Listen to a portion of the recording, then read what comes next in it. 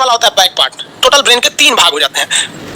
देखिए अब शकल से देखिएगा, उसका शकल उधर है। सबसे बड़ा भाग कौन सा होता है? फ्रंटियल ब्रेन। सबसे बड़ा भाग फ्रंटियल ब्रेन होता है। टोटल ब्रेन का 66% यही हो जाता है, फ्रंटियल ब्रेन, यही भाग हो जाता है फ्रंटियल। उसके बाद क्या हो जाता है आपका मिडिल, और सबसे नीचे गर्दन के पास क्या होता है? बैक होता है, बैक वाला भाग होता है। तो ब्रेन का तो शकल देख लीजिए आप लोग।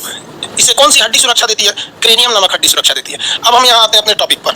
यहाँ आपको बता देते हैं ब्रेन का 3 हिस्सा हो गए ब्रेन के। पहला बोलेंगे तो अग्र मस्तिष्क, यानी फ्रंट वाला पार्ट, अग्र मस्तिष्क। अग्र मतलब होता है फ्रंट वाला, अग्र मतलब अगला भाग अग्र। उसके बाद बीच वाला आएगा, तो बीच वाले को मिडिल में मध्य कहते हैं। उसके बाद क्या आएगा? पीछे वाला, बैक वाला, इसे पश्च कहते हैं। फ्रंट वाला जो पार्ट होता है वो सबसे बड़ा होता है। इसके 3 हिस्से होते हैं, 3 अलग अलग पार्ट्स होते हैं, जिसमें आपसे सबसे ज्यादा क्वेश्चन सेरिब्रम से पूछता है। सेरी देखिए ब में इसे र है रम, सेरिब्रम सबसे बड़ा भाग, जो ये तो ऑलरेडी सबसे बड़ा होता है, उसका सबसे बड़ा, उसमें भी सबसे ज्यादा हिस्सा सेरिब्रम का होता है। सेरिब्रम हो गया। सेरिब्रम जो होता है इसे मस्तिष्क का सबसे आगे वाला भाग होता है, सबसे पहला भाग, इसलिए इसे हम लोग प्रमस्तिष्क कहते हैं। प्रमस्तिष्क। अरे मस्तिष्क कैसे लिखा है देख लीजिएगा, ठीक से लिखा है कि नहीं, अपना समझ जाएंगे। मस्तिष्क ये टोटल ब्रेन का 2/3 पार्ट होता है, यानी लगभग परसेंटेज में बात करेंगे तो 66% भाग होता है। जो एग्जाम में क्वेश्चन पूछे जाएंगे यही 2 पूछे जाएंगे कि ब्रेन का सबसे ज्यादा पार्ट कौन घेरा है, तो आप बताएंगे अग्र मस्तिष्क। लेकिन दिक्कत ये होती है कि ऑप्शन में ही नहीं रहता है अग्र मस्तिष्क, यानी फ्रंटियल ब्रेन नहीं रहता है, ऑप्शन में रहता है सेरिब्रम। तो ऑप्शन क्या लगाएंगे लोग? सेरिब्रम लगाएंगे। सेरिब्रम, सेरिब्रम कितना परसेंट होता है? तो 2/3 होता है, यानी 66% होता है। उसे क्या कहते हैं? प्रमस्तिष्क। अब इसका काम क्या होता है? ये हमारे शरीर में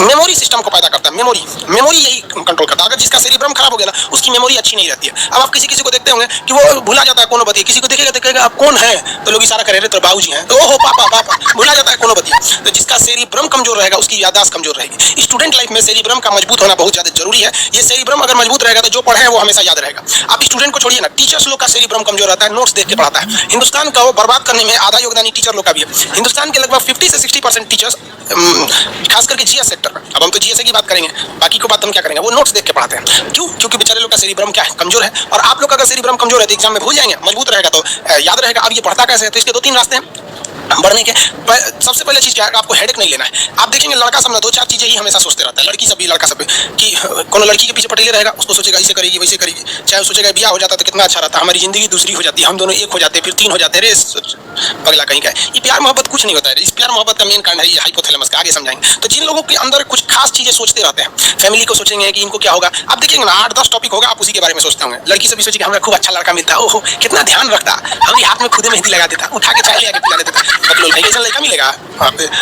तो ये सब चीज जितना सोचेंगे सुनो, उनका सेरिब्रम कमजोर होगा और उनकी याददाश्त कमजोर होती जाएगी। तो इसलिए हमेशा दिमाग को एक फिक्स एरिया में मत जाने दीजिएगा, उसी को दिन रात सोचते रहता है। 8-10 टॉपिक है, आप उसी को सोचते रहते हैं, तो ये सेरिब्रम कमजोर हो जाएगा। सेरिब्रम को एकदम दिमाग को फ्री रखिए, कुछ नहीं, हमेशा इसको बिजी रखिए, नए चीज में बिजी रखिए। ये नहीं कि अकेले में बैठ के कुछ सोच रहे हैं, कुछ भी नए चीज में बिजी रखिए। अब इसमें क्या, कुछ लोग पबजी खेलते हैं या फ्री फायर खेलते हैं, कुछ गेम खेलते रहते हैं, तो उनका दिमाग ये कहीं और लग रहा है। बस सेरिब्रम का कहते हैं कम है, ज्यादा काम मत करो, इसलिए उनका दिमाग कमजोर हो जाता है। तो पूरी मेमोरी पावर किस पे डिपेंड करती है? सेरिब्रम पर। और अगर आपका मेमोरी अच्छा है ना, तो आप सवालों को पूछेंगे। क्यों? क्योंकि पिछला चीज याद रहेगा, तभी ना अगला चीज को खोजेंगे। तो मेमोरी हिंदी में कहते हैं स्मृति, और जिज्ञासा, जिज्ञासा मतलब ईगरनेस होता है, कुछ सीखने की क्षमता, ये किस पे डिपेंड करती है? सेरिब्रम पर डिपेंड करती है। अगर सेरिब्रम अच्छा है तो आपकी मेमोरी अच्छी है, सेरिब्रम गड़बड़ है तो आपकी मेमोरी गड़बड़ हो जाएगी।